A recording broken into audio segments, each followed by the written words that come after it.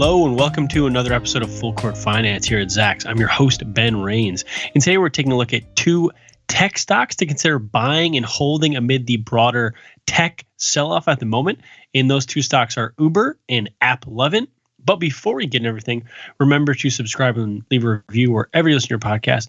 And make sure to check out our Zacks.com/promo page for a look in some of our services, portfolios, and more. So before we jump into Uber and AppLovin and why they might be nice buy and hold stocks at the moment amid this tech sell-off, we quickly just want to look at what's going on with the broader market and the tech sector. So Wall Street's finally taking profits on big tech stocks after the massive first half 2024 rally. The pullback is healthy, and there could be certainly more near-term selling since the NASDAQ has not even touched or really even sniffed its 200-day moving average since October.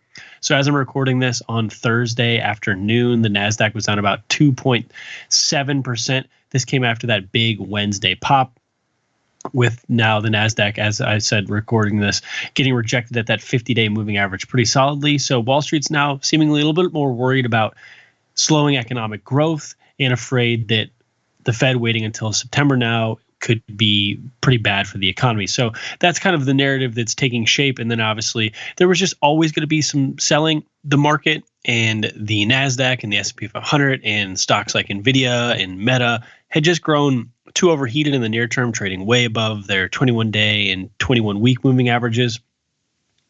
So any long-term investor, obviously, pullbacks are a good time to start buying. Even if there's more near-term selling, then maybe you just buy more of the stock, some of your favorite stocks. So it's always a good time to buy on the dip. And then obviously, if you're really trying to make maybe a big move, you could wait to see if we do get that pullback down all the way down to the 200-day moving average, which would be a lot more near-term pain, but take us back to kind of levels we were at not that long ago. And then that 21-week moving average is a little bit less selling. So those are the kind of key levels if you're looking at trend lines to maybe be on the lookout for. As I said, the NASDAQ got rejected at that 50-day moving average as the bears stepped in on Thursday afternoon. So overall, yeah, those are the key levels to look at. But longer-term investors don't need to worry too much exactly about market timing. So any near-term pullback like the one we're experiencing now should be a good opportunity for longer-term investors if you're talking 5, 10, 15, 20 years from now, even a couple of years from now, to buy some of your favorite best-in-class tech stocks. And some of those stocks we're looking at today are maybe a little bit more under the radar. They're not the NVIDIAs and Metas of the world, but the two stocks we're looking at today are certainly trading below their highs and maybe worth considering. And they're both reporting their earnings next week. And the first one of those companies is Uber Technologies, which trades in the ticker Uber, which is UBER. So they report their Q2 2024 financial results on Tuesday, August 6th. So Uber posted its first full year profit as a public company in 2023. By expanding its ride-hailing and delivery businesses while streamlining its operations at every turn. Wall Street rewarded Uber by sending its stock to new all-time highs in February, but Uber shares have cooled off a lot since then to trade at attractive levels for long-term investors, given the impressive outlook in a segment of the economy that is going to transform Uber from sort of a niche app for people in select cities to a $50 billion a year business. So let's quickly just go over what they did in 2023 and then look at the most recent quarter and then look what to expect going forward. So their CEO called 2023 a, quote, inflection point, proving that Uber can continue to generate strong, profitable growth at scale. Uber spent the last several years cutting jobs and streamlining its operations, always pivoting towards profitable expansion. Amid a wild ride for its business, it saw ride-hailing briefly fade during COVID and food delivery soar. The company's strength is that core mobility and delivery segment that are offsetting struggles in that much smaller freight unit. It's not something most people even really care about, or even some people don't even know it exists. So Uber's results over the last year plus highlight that people are back to living their pre-pandemic lives in full force. Crucially, the resurgence of its ride-hailing segment hasn't come at the expense of delivery, showcasing the strength of its two core business models that are especially popular, and this is key, with higher income consumers who are less impacted by lingering inflation that's hurting a lot of other businesses at the moment that are more retail focused. So Uber's focused heavily on that disciplined spending, as I said, cost-cutting measures. They're offering fewer discounts to consumers and incentives to drivers these days. It's also reducing errors to become more efficient while boosting its market share versus rival Lyft On top of that, Uber is rolling out more advertising. It's crossed its core Uber app and Uber Eats and beyond to help monetize that growing customer base for ride hailing and delivery. Uber then in May said it would buy Delivery Hero's Food Panda delivery business in Taiwan for about $950 million in cash, marking an expansion for the U.S. company in Asia. So that's a key growth market for them in that delivery business.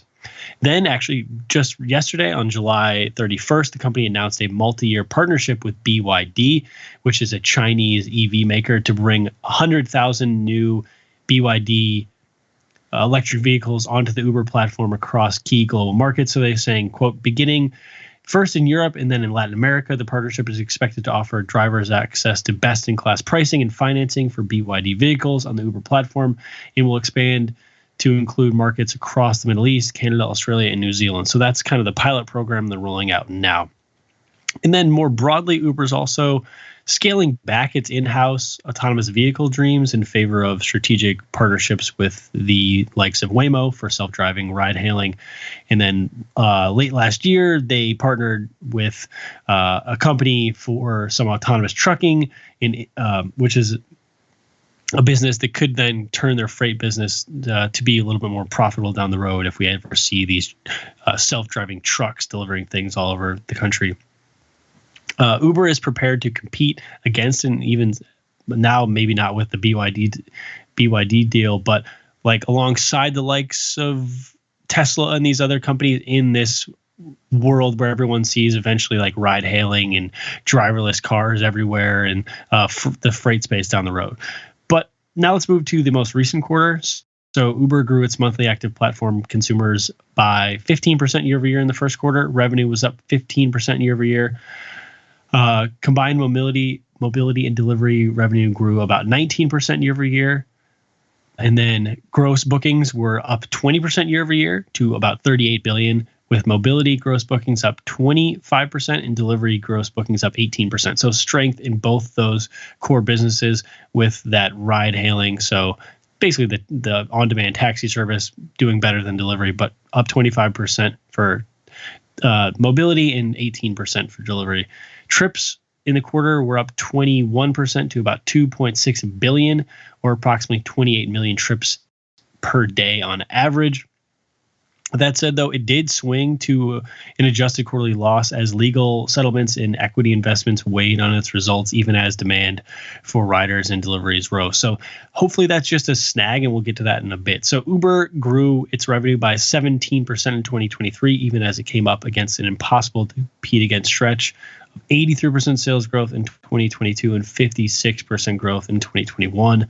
The ride-hailing company is projected to post another 16% growth in 2024 and 17% growth in 2025 to hit about 51 billion next year. And this is up from its pre-COVID 2019 levels of just 13 billion. So a massive jump from then.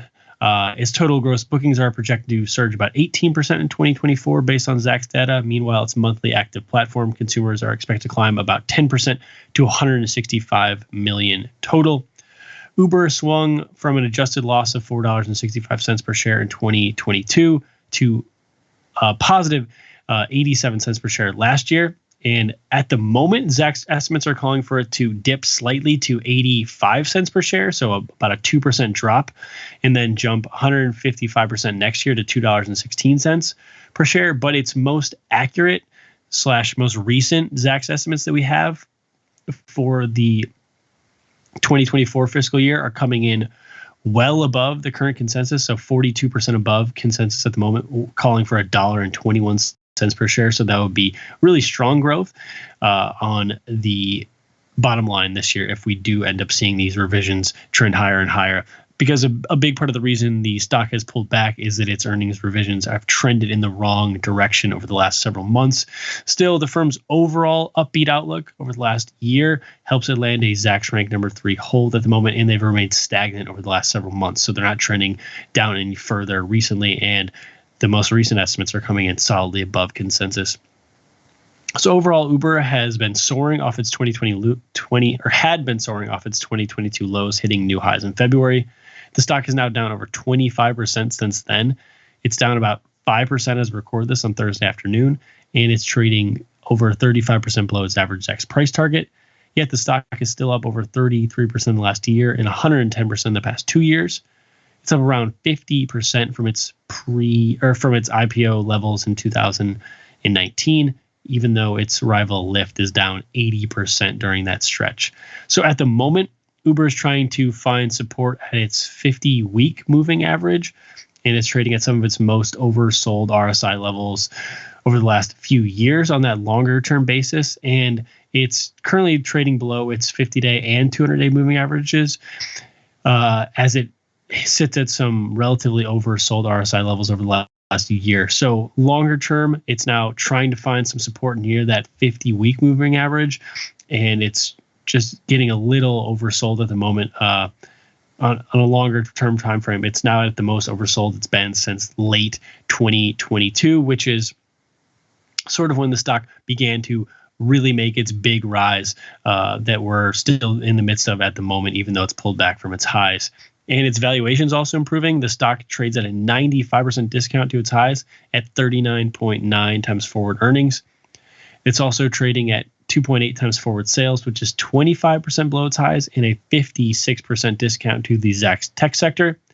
And its PEG ratio, so that longer term earnings growth outlook factoring in to this valuation metric, sits at 0.7, which is a 53% discount to tech, which is at 1.5. So some investors might want to wait until after Uber reports, especially considering the volatility we've seen amid these big earnings reports with massive either pops or sell-offs, which is not uncommon, but we've seen some pretty big volatility in the second quarter so far until after they report on August 6th. But longer-term investors don't necessarily want to get in too much of the market timing game, especially since Uber has fallen so much. So if you're high on Uber stock, maybe you want to take a little nibble at it before earnings and then see what happens and determine what to do with it next after it's kind of post-release moving. But Wall Street's still really high on the stock overall. So 35 of the 42 brokerage recommendations that Zacks has are coming in at strong buys alongside no sell. So that does it for Uber, and now we're going to head over to AppLovin Corporation, which trades on the ticker APP. That company reports its Q2 results on Wednesday, August 7th. So AppLovin is a app monetization company that has skyrocketed nearly 650% since late 2022. It's up 90% year to date.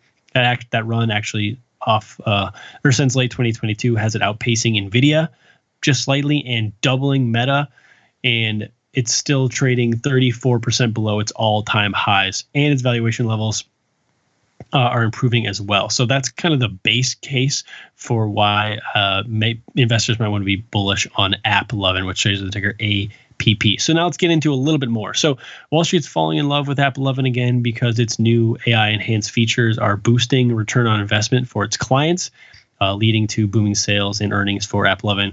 The digital advertising spending is also rebounding significantly off that 2022 slowdown.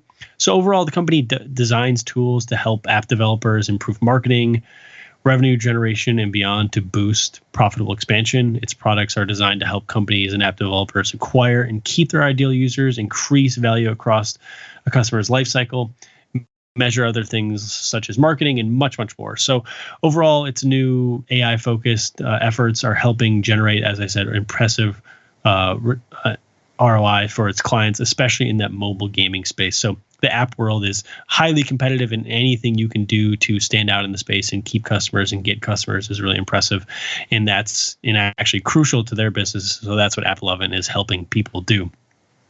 So overall, the company posted 17% revenue growth in 2023, and this growth came against slightly higher revenue in 2022, following 93% expansion in 2021. So then most recently, its revenue increased 48% in the first quarter, with software platform revenue up 91% overall. Then its app revenue was up about 5%. So that's how they break down their business. Looking ahead, AppLovin is projected to post 32% sales growth in 2024 to surge from about $3.3 billion up to $4.3 billion, so adding $1 billion to the top line, and then expand by another 10% next year to about $4.8 billion, which is a massive jump from 2020's roughly $1.5 billion. So really big growth for AppLovin over the last several years. Zacks estimates also call for its adjusted earnings to soar 200%, so exactly 202%, from 98 cents per share last year to $2.96 per share in 2024, and then climb another 21% higher next year to $3.57 a share. Overall, its earnings revisions have trended heavily higher since before its last release, and its most accurate estimates, so those most recent estimates we have, are coming in solidly above consensus. So for 2024, the most recent estimates up 5% above consensus. In 2025, it's up 12%. So that's really positive. And it's beat by an average of 61% over the trailing 4 quarters. Still, though, it lands the exact strength number 3 hold at the moment, given that recent stagnation on the consensus outlook. But if we look overall over the last year, its earnings revisions are whopping. So it's up 370% year over year for FY 2024, and up 250% year over year for, I should say, I guess from this time last year, for 2025 at $3.57 per share. So looking at the stock price performance, so since late December of 2022, AppLovin stock is up about 670%. This outpaces NVIDIA, which is up about 630%. Easily doubles Meta, blows away the tech sector, which is up about 85% during that stretch. So it's been a really huge run. And even despite that run, it's still trading roughly 33% below its all-time highs from November of 2021. AppLovin went public in April of 2021, not too long before tech stocks started to cool, and then companies such as Meta and others began to suffer from that digital ad spending pullback. So that's kind of the environment it went public in, and it's fought then its way back hugely off those lows, but it's still trading 33% below its all-time highs. It's currently slipped below its 21-week moving average. So that could be a line that it's trying to hold in the coming days and weeks, and depending on how its earnings shake out, maybe it breaks out from there.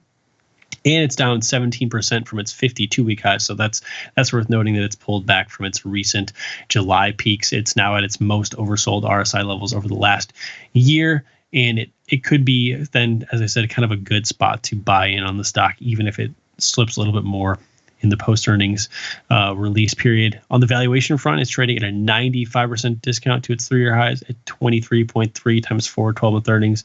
It's also trading at a 45% discount to its 3-year median and at a 13% discount to the Zacks tech sector. This is despite that really impressive run since the end of 2022, which is crushing tech. So overall, its portfolio and products are really vital in a highly competitive world, especially with everyone addicted to their smartphones and always looking at their phones all day. AppLovin's business is certainly worth considering as a longer-term buy and hold investment, especially with its valuation improving and it's still trading over 33% below its all-time highs. And its recent pullback sets up an even better buying opportunity. So that does it for this episode of Full Court Finance. Until next time, I'm your host, Ben Rains. And remember, if you have any questions, please feel free to shoot us an email over at podcast@zacks.com.